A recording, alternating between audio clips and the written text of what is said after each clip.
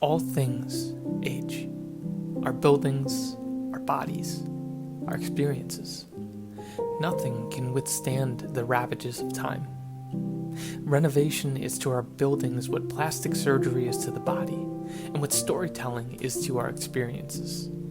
All are feeble attempts to preserve beauty and to stave off death. No human invention better encapsulates the futility of all three than a man-made statue. These monuments are formed from the same materials that shape our buildings.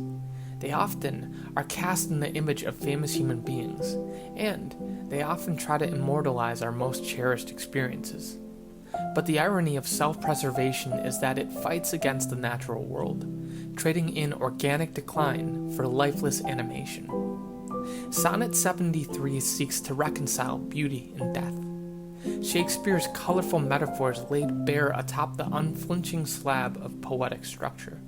Jarringly, the poet juxtaposes warm imagery with cold delivery. However uncomfortable it makes readers, the poem leaves us to discern whether life resolves to hopeless nihilism or transcendent eulogy. With exactly 14 lines, no more and no less, Shakespeare is quite selective about the images that he places in his poem. With quill and pen, Shakespeare scavenges nature, determined to pluck only the ripest of fruit. Like a farmer harvesting his field, Shakespeare first shakes free the yellow leaves that so do hang from autumn boughs. He then wrings the color out of the bottom of the sky until its sunset fadeth like gravity and humidity were colluding against the artist to strip the canvas of its dignity. Finally, he fills his inkwell with the vibrant glowing of a burning flame. Beauty is not a snapshot of the present. It falls instead on a sliding scale between past and future. The yellow leaves that Shakespeare visits are just as much a product of summer's bounty as they are a foreshadowing of winter's famine. The yellow sun has a predetermined journey. It does not negotiate with dawn or dusk.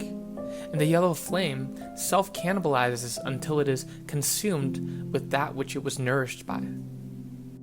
In the case of the tree, the sky, and the flame, nature increases in beauty the closer it draws to death. Therein, nature is not an exclusive privilege of life, but also a soft and striking harbinger of death. All things age. Every time our lungs give rise, they also respond with a fall. To the degree that a story's conclusion is satisfying, its tension would have been equally as disturbing. And every building that we erect fights a losing battle with gravity, one day to be returned to the ground. Point being, beauty is a compromise between life and death. To level off the pains of life would be to make life less beautiful. Sonnet 73 understands this implicitly, as it finds resolve in unresolve.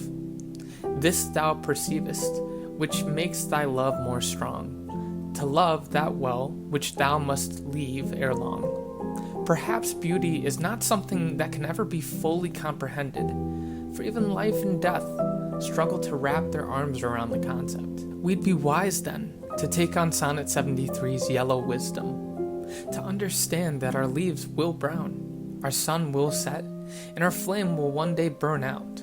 For beauty is a transient passerby, a finite and temporal moment between life and death.